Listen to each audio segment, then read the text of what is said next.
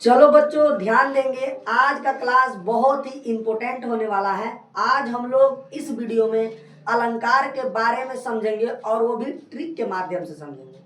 बच्चों ध्यान देना, वीडियो को स्किप मत कीजिएगा, ना तो फिर आपको इतना आसान ट्रिक से अलंकार फिर कहीं मिलने वाला नहीं है। ध्यान दीजिएगा, यहाँ पे हम बात करेंगे पहली बात कि अलंकार किसे कहते हैं। हमारा मोस्ट हेडिंग है बाबू कि अलंकार किसे कहते हैं। काव्य की शोभा बढ़ाने वाले तत्वों को बाबू अलंकार कहते हैं। किसे कहेंगे? काव्य की शोभा बढ़ाने वाले तत्वों को क्या बोलेंगे? अलंकार कहते हैं। अब आगे चलते हैं बच्चों, ध्यान देना, जैसे कि हम बात करेंगे कि अलंकार अगर मुख्य रूप से माना जाए तो ये दो प्रकार का होता है। अलंकार कितने प्रकार के होते हैं बाबू? दो प्रकार के। कौन कौन? शब्दा अलंकार और कौन होता है? अर्था अलंकार। एक अलंकार को क्या कहेंगे? शब्दा अलंकार, दूसरे को अर्था अलंकार। शब्दा अलंकार बाबू किसे कहेंगे? जिसमें शब्दों का चमत्कार होता है वहां पे शब्दा अलंकार होता है, और जहां पे अर्थों की रमणीयता होती है वहां पे हम लोग क्या कहेंगे? अर्था अलंकार कहेंगे। समझ में आ रही है बच्चों मैं क्या बोला हूं? जहां पे शब्दों का चमत्कार होगा वो शब्दा अलंकार होगा, और जहां पे शब्दों में क्या होगी, जहां पे अर्थों में रमणीयता होगा उसको हम लोग अर्था अलंकार कहेंगे। क्लियर है? आगे चलता हूं, ध्यान देना।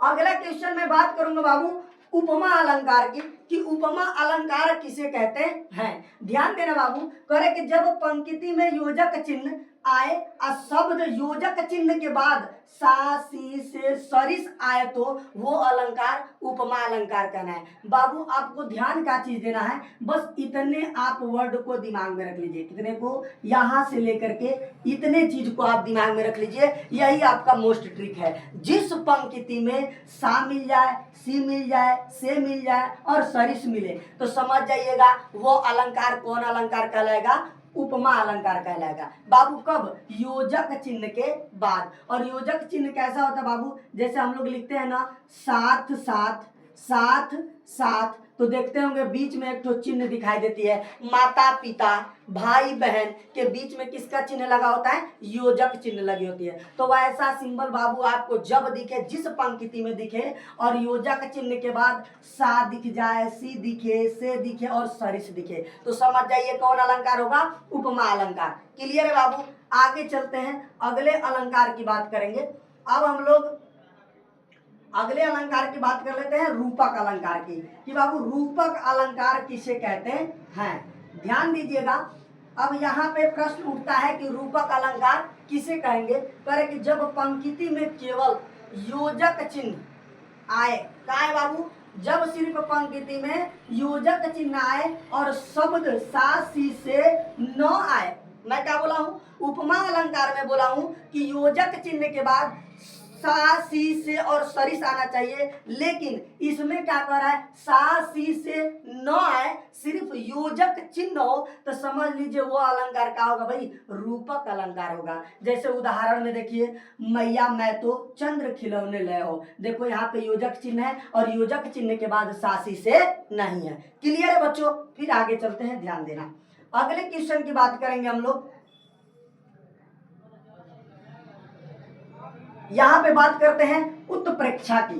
उत्प्रेक्षा अलंकार किसे कहते हैं? ध्यान देंगे बच्चों, उत्प्रेक्षा अलंकार किसे कहते हैं।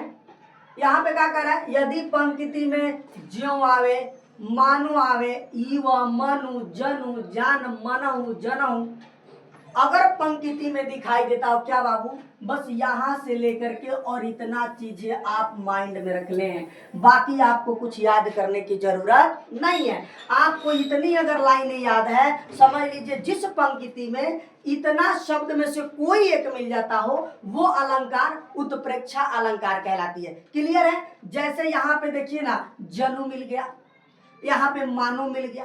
क्लियर है? डाउट तो नहीं हो रहा है? बस आपको इन चीजों को याद रखनी है, इन शब्दों को याद रखना है। जिस पंक्ति में ये शब्द आपको दिख जाए वो अलंकार उत्प्रेक्षा अलंकार कहलाती है। आगे चलें, अगले क्वेश्चन पे देखते हैं, ध्यान देना। अब बात करेंगे बच्चों अतिशोक्ति अलंकार पे, कि अतिश्योक्ति अलंकार किसे कहते हैं।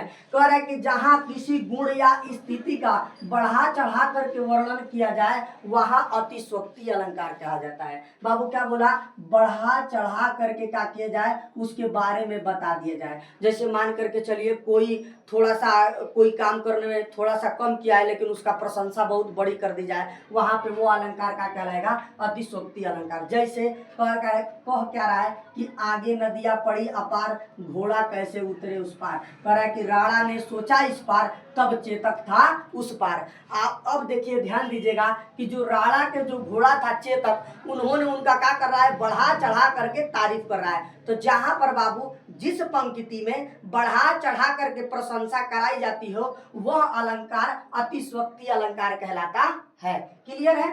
आगे चलता हूं, अगले क्वेश्चन पे ध्यान देंगे। अब बात करेंगे बच्चों मानवीकरण। मानवीकरण अलंकार किसे कहते हैं। ध्यान देंगे, जब प्राकृतिक वस्तुओं में पेड़ पौधे बादल आदि में मानवीय भावनाओं के होने का वर्णन हो तब वहां पे मानवीकरण अलंकार कहलाता है। आपको क्या ध्यान देना है बाबू, जिस पंक्ति में पेड़ पौधे और बादल के बारे में कहा कि जाए मानवीय भावनाओं का वर्णन किया जाता हो वहां पे वो अलंकार कौन अलंकार कहलाएगा, मानवीकरण अलंकार कहलाएगा। जैसे कह रहा है कि फूल हंसे कलियां मुस्काए, यहाँ पे देखिए फूल एक का है, पौधा है, समझ में आया। कह रहा है कि उसका कलियां मुस्काए। कह रहा है कि सागर के ऊपर नाच नाच करती लहरें मधुर गान। तो बच्चों यहाँ पे क्या हो रहा है, पेड़ पौधे और बादल का क्या हो रहा है, प्रशंसा की जा रही है। और जिस लाइन में पेड़ पौधे और बादल के बारे में अगर दिखाई दे और आपसे पूछा जाए कि वह कौन सा अलंकार है तो आप क्या कहेंगे भाई, मानवीकरण अलंकार होता है। क्लियर है। आगे चलते हैं, ध्यान देंगे।